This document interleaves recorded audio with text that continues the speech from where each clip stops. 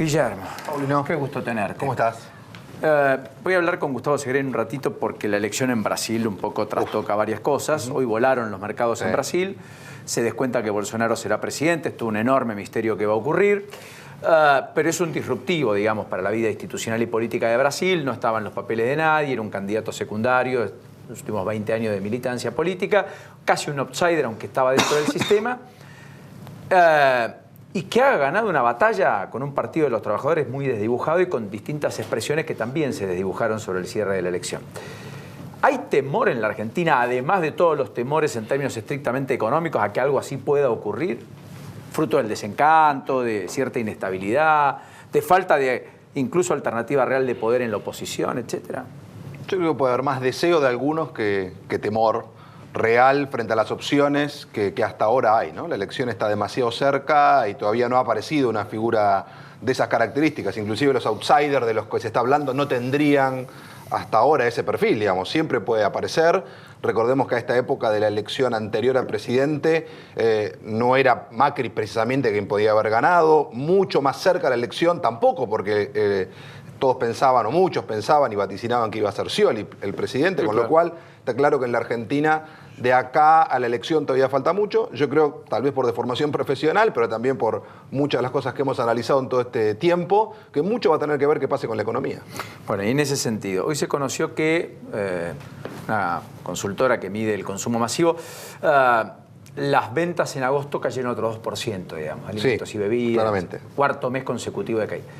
Estamos en un año de congelador, o freezer, mejor dicho, ni siquiera de heladera, en términos de consumo, en algunas áreas o no tanto. Mirá, Paulino, yo dividiría el año en tres partes. Digamos, creo que ya a esta altura del 2018 empieza a quedar bastante nítido y claro. La primera parte fue el primer cuatrimestre hasta la corrida cambiaria, que hemos pasado por acá, y decíamos, parecía que no arrancaba, y la verdad es que la economía volaba, estaba casi el 5% de crecimiento y tenías muchos sectores de consumo creciendo a doble dígito.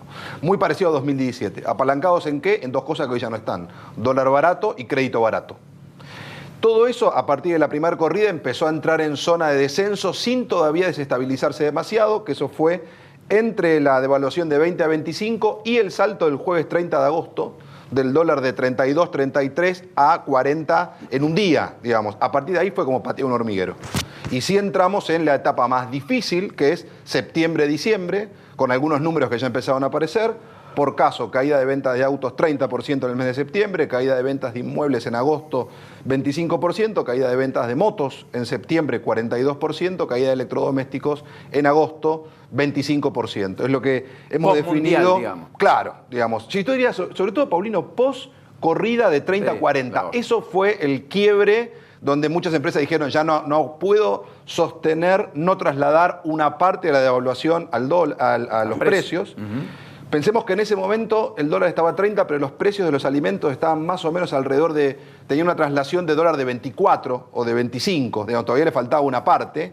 Hoy tampoco están en dólar de 40, pero naturalmente tuviste un traslado otra vez a los precios de este salto. Por eso vas a tener una inflación cercana al 6% o algo por el estilo en el mes de septiembre. Y claramente vamos a un año de pérdida de poder adquisitivo importante, sobre todo en el final del año, que va a ser muy parecido a lo que fue el final del año 2016. Recordás que en aquel momento muchos esperaban la recuperación que no llegó y tuviste una caída del consumo masivo del orden del 5%. De todas maneras... O sea, vos no ves un 12 de caída, ni un 10, ni un 9. No, en alimentos no, de ninguna manera. Ni yo, ni ninguna de las consultoras que están midiendo esto, ni Kantar World Panel, ni Sentia. Todos estamos proyectando 2 o 3% de caída en el acumulado anual, pero con una gran diferencia en la primera parte, en la segunda parte y en la tercera parte del año. Hasta acá, alimentos, aunque no lo puedas creer, hasta agosto, con el número que se publicó hoy de -2, el acumulado anual da 0. Es decir, da empate contra el año anterior. Todos podrían pensar que va a -10, no va a -10. Autos usados cayó 11% en agosto, pero todavía acumula un alza de casi el 3%. Autos 0 kilómetros está en una caída de -2 recién. Insumos de la construcción, salió el dato Construyá, que nuclea las principales empresas del rubro, bajó más del 14% y efectivamente todavía en el acumulado del año hay un 0 y algo de crecimiento. La construcción del INDEC da 0 en el acumulado anual.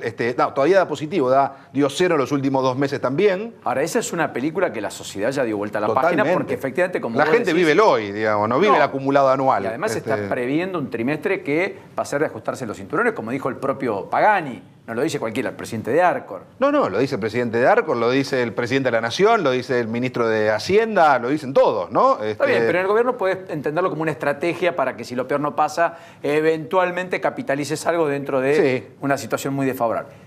Que los empresarios de renombre digan, lo que tenemos que ver es si de acá a abril, marzo, el gobierno logra estabilizar la economía, lo que están diciendo es, mire, esto es un descontrol, o la estabilizan o hay un problema serio. Bueno, por eso yo creo que ahí hay un factor que es el gran elemento que tranquilizaría a todo el mundo, que es el tipo de cambio. Digamos, por eso la gran apuesta es calmar el dólar, digamos, porque es lo que de alguna manera le da la sensación a la gente que el gobierno retoma el grip de la economía y le da la sensación a todo el mundo empresario de, bueno, por lo menos tenemos una cancha donde jugar. Digamos, este va a ser más o menos el rango donde se va a mover y ahí empieza a definirse las estrategias de las compañías, porque hoy también no vender es carísimo. Digamos, quedarte con el stock a 70 y pico % de tasa de interés, todo eso es costo. Es muy alto el costo. Todo eso es costo. Por eso, si agarrás los diarios de este fin de semana, lo que empezaba a ver es que yo digo, las empresas están poniendo el casco para salir a la cancha a darle la pelea a la recesión.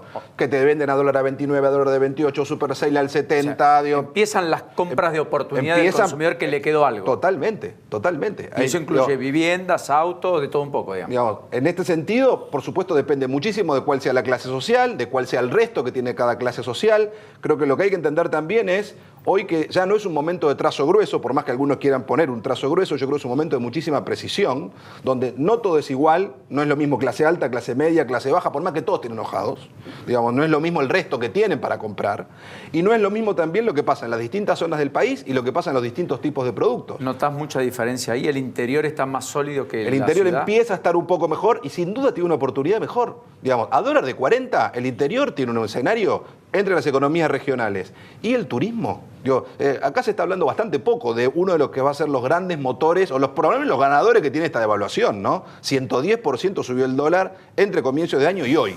Bueno, en ese sentido, obviamente para cualquiera que viene de afuera, Argentina está mucho más barata. Muy tomado por algo que es muy crítico, que es el empleo industrial del conurbano profundo, que está virtualmente muy paralizado y que es el caldo de cultivo para todo lo que está pasando, digamos, que ha acelerado los tiempos políticos, que genera preocupación respecto al eventual diciembre y algunos desmanes posibles, ojalá no sucedan, y finalmente también cómo electoralmente el gobierno lo sustenta, porque el microclima está acá. Sin duda. Sin duda que, si vos mirás la pirámide social, el sector más crítico es la clase baja, que está por encima de la línea de pobreza, pero por debajo de la clase media, la clase baja superior, digamos, y al cual le ha golpeado mucho todo al cual todo esto le golpeó mucho y está golpeando inclusive en el consumo masivo también, y que además en su imaginario tiene una idea de ser clase media, digamos, con lo cual tiene demandas de clase media y tiene aspiraciones de clase media. Y tiene bolsillo de clase baja. Y hoy tiene bolsillo de clase baja muy ajustado. Entonces, en ese sector realmente hay una situación muy compleja. Ahora, de ahí para arriba todos tienen situaciones peor. Aún el tipo de clase más alta de la Argentina hoy gana en dólares la mitad que ganaba hace un año.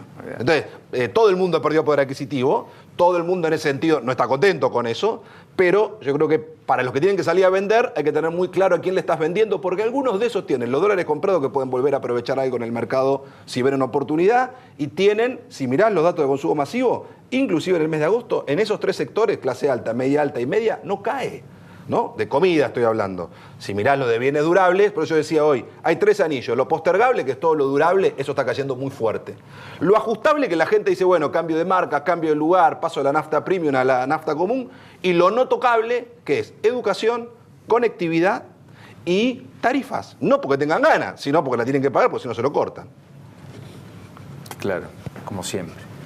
Gracias, Guillermo. Chau, buenas noches. Enorme placer. Gracias, Pablo.